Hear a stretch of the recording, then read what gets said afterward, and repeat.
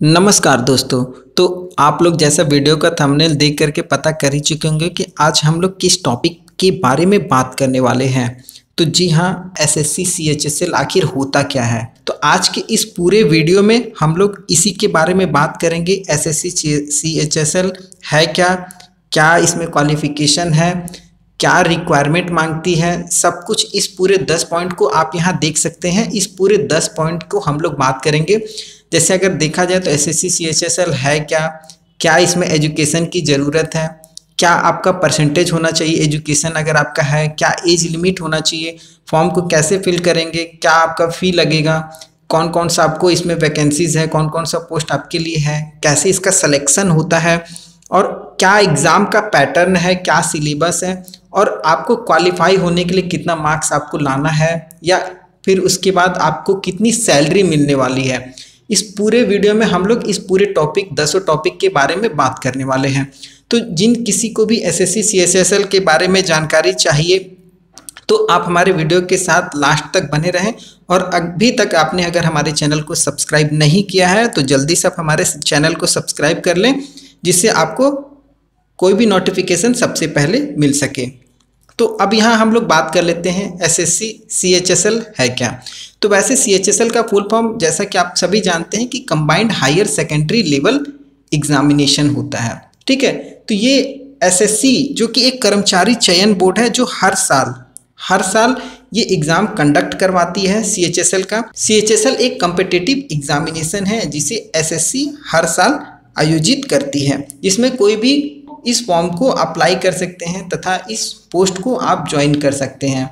तो इस एग्ज़ाम को कौन कंडक्ट करवाता है, तो एसएससी एग्ज़ाम कंडक्ट करवाती है, जो कि एक कम्पिटिटिव एग्जामिनेशन है। अब अगर हम लोग बात कर लेते हैं एजुकेशन की, तो एजुकेशन देखिए सीएचएसएल के लिए मिनिमम जो एजुकेशन है आपका, आप इसके नाम से भी जान सकते हैं कि इसमें आपको हायर सेकेंडरी है, तो यहाँ पर आपको मिनिमम क्वालिफिकेशन आपका इंटरमीडिएट या 12th पास होना चाहिए।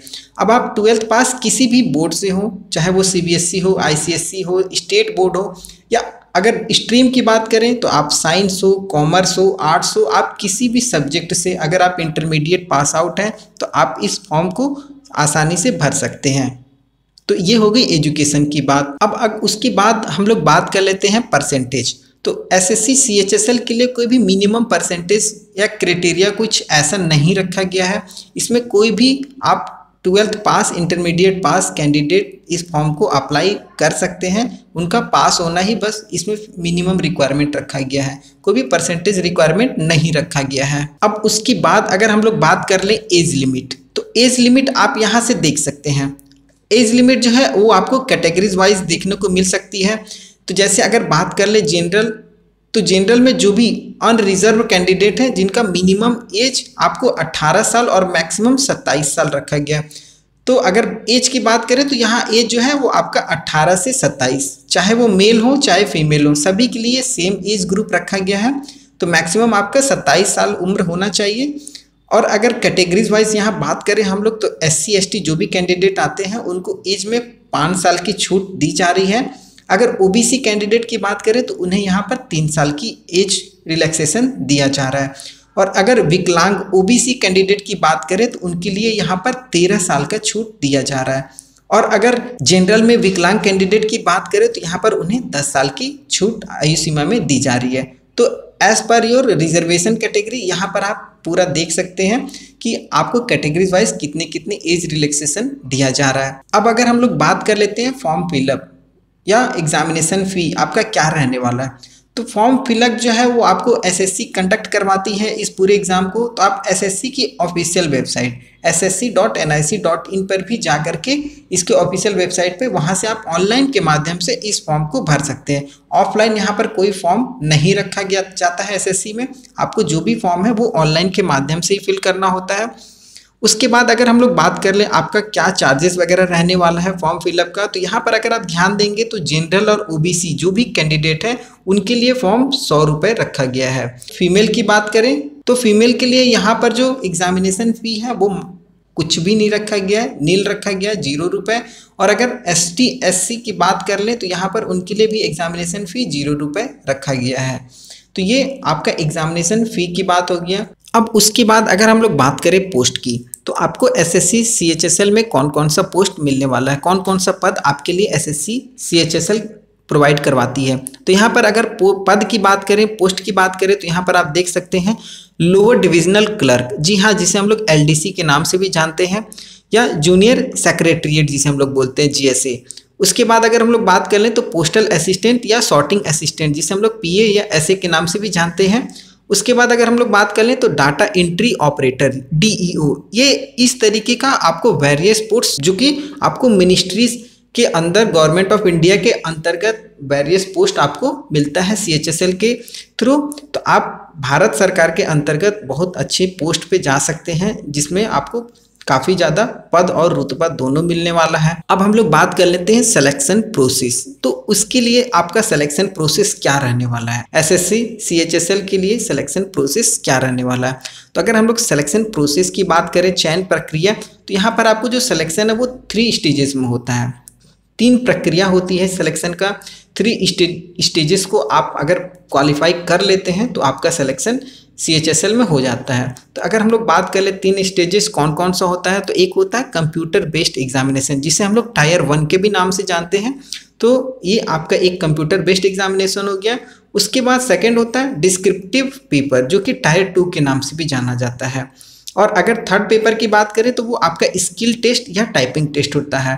तो स्किल टेस्ट जो कि टायर 3 होता है, इसमें आपको ज़रूरी नहीं है कि हर पोस्ट के लिए ये आपका स्किल टेस्ट या टाइपिंग टेस्ट लिया जाए, ये पोस्ट वाइज भी डिपेंड करता है। तो ये आपका मेनली पोस्ट पे ही डिपेंड करता है कि आपका टाइपिंग टेस्ट लिया जाए या स्किल टेस्ट लिया जाए। लेकिन आपको ये शुरू का कंप्यूटर बेस्ड एग्जामिनेशन और डिस्क्रिप्टिव पेपर ये आपका जनरली होता ही होता है। तो ये आपका हो गया सिलेक्शन प्रोसेस। ये 3 स्टेजेस में 3 चरणों में ये आपका सिलेक्शन होता है। उसके बाद अगर हम लोग बात कर ले एग्जामिनेशन पैटर्न क्या रहने वाला है, अगर हम लोग बात करें टायर 1 जिसे हम लोग कंप्यूटर बेस्ड एग्जामिनेशन कहते हैं, तो कंप्यूटर बेस्ड जो एग्जामिनेशन होता है, अगर आप यहाँ ध्यान देंगे तो आपका ऑब्जेक्टिव टाइप से क्वेश्चन आते हैं, जो कि आपका कंप्यूटर बेस्ड होता है, जिसमें आपको हिंदी और इंग्लिश दोनों लैंग्वेज मिलने वाला है। 2 लैंग्वेज में आपका क्वेश्चन आता है, जो कि क्वेश्चन मल्टीपल टाइप्स का होता है, जिसमें आपको ऑब्जेक्टिव टाइप काफ़ी क्वेश्चन रहेंगे। और अगर हम लोग बात कर लें यहाँ पर आपको नंबर ऑफ क्वेश्चंस की, तो यहाँ पर अगर आप देखिएगा तो सब्जेक्ट वाइज जैसे इंग्लिश लैंग्वेज में आपको 25 क्वेश्चंस देखने को मिलेंगे। उसके बाद अगर हम लोग बात कर लें जनरल इंटेलिजेंस में, तो यहाँ भी आपको 25 क्वेश्चन दिखने वाले हैं। उसके बाद अगर क्वांटिटेटिव एप्टीट्यूड की बात करें तो इसमें भी आपको 25 क्वेश्चन मिलने वाले हैं। और जनरल अवेयरनेस की बात करें तो इसमें भी आपको 25 क्वेश्चन मिलने वाले हैं। तो ये अगर टोटल नंबर ऑफ क्वेश्चंस की बात करें तो आपका टोटल नंबर ऑफ क्वेश्चंस 100 होने वाला है, यहाँ पर भी आप ध्यान से देख सकते हैं। और अगर मार्क्स की बात करें तो हर एक क्वेश्चन आपका 2 मार्क्स का होता है। तो अगर इंग्लिश लैंग्वेज में आप ध्यान देंगे तो 25 क्वेश्चन है, जो कि आपका 50 मार्क्स का है। तो ये आपका 4 भागों में डिवाइड है। तो ये आपका 50 50 50 50 200 मार्क्स का ये आपका एग्जामिनेशन होने वाला है। और अगर हम लोग टाइम की बात करें तो आपका 100 क्वेश्चन है, जिसमें अगर हम टाइम की बात करें तो 60 मिनट का आपको टाइम दिया जाता है 100 क्वेश्चन के लिए। तो 100 क्वेश्चन के लिए 60 मिनट का आपको टाइम दिया जाता है और टोटल एग्जाम आपका 200 नंबर का होने वाला है। और अगर जो भी PWD कैंडिडेट हैं उनके लिए यहाँ पर अगर ध्यान से देखेंगे तो 80 मिनट का टाइम उनके लिए एक्स्ट्रा रखा जाता है। और अगर हम लोग पासिंग मार्क्स की बात करें तो आपको इस कंप्यूटर बेस्ड टायर 1 के एग्जामिनेशन में मिनिमम जो है वो आपको 33% लाना होता है नेक्स्ट लेवल के लिए। तो ये आपका हो गया टायर 1 का कंप्यूटर बेस्ड एग्जामिनेशन के बारे में जानकारी। अब हम लोग बात कर लेते हैं टायर 2। जी हाँ, टायर 2 अगर आप टायर 1 को क्वालिफाई कर जाते हैं तो टायर 2 में आपका डिस्क्रिप्टिव पेपर होता है, जिसमें आपको टोटल 100 मार्क्स का होता है। तो डिस्क्रिप्टिव पेपर में आपको पेन और पेपर का यूज होता है, जिसमें आपको लिखना पड़ता है। तो ये आपका अगर टाइम की बात करें तो 1 घंटे का एग्ज़ाम होता है, जिसमें आपको एसे लेटर या एप्लीकेशन या कोई भी ऐसा ऐसे वगैरह टाइप से आपको मिलता है, जो कि आपको लिखना पड़ता है, जो कि 100 मार्क्स का ये पूरा एग्ज़ाम होने वाला होता है, जो कि आपको 1 घंटे का समय दिया जाता है। अगर इसमें हम क्वालिफाइंग की बात करें तो टायर 2 में भी आपको 33% मार्क्स क्वालिफाई के लिए लाना होता है। उसके बाद अगर हम लोग बात कर लेते हैं सैलरी की, तो सैलरी अगर आप यहाँ ध्यान से देखेंगे तो लोअर डिविजनल क्लर्क, जिसे हम लोग LDC या जूनियर सेक्रेटरीट के नाम से भी जानते हैं, जिसमें आपको सैलरी मिलने वाली होती है 19,900 रुपये से लेकर के 63,200 रुपये, 63,200 तक ये आपको सैलरी इसमें बनती है एलडीसी की, लोअर डिविजनल क्लर्क की। और अगर हम बात कर लें पोस्टल असिस्टेंट या सॉर्टिंग असिस्टेंट की, तो इसमें आपको सैलरी बनती है 25,500 से लेकर के 81,100 रुपये तक, ये आपकी सैलरी बनने वाली होती है।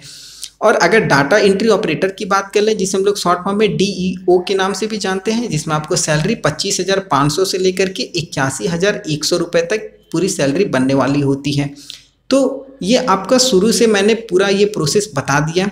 अगर आपको आज का वीडियो हमारा अच्छा लगा हो और अभी तक अगर आपने हमारे चैनल को सब्सक्राइब नहीं किया है तो जल्दी से चैनल को सब्सक्राइब कर लें और बेल आइकन को प्रेस कर लें, जिससे आपको सबसे पहले किसी भी नोटिफिकेशन को हमारे चैनल के माध्यम से मिल सके। नेक्स्ट वीडियो में मैं फिर से आऊँगा एक नई रोचक जानकारी के साथ। तब तक के लिए जय हिंद।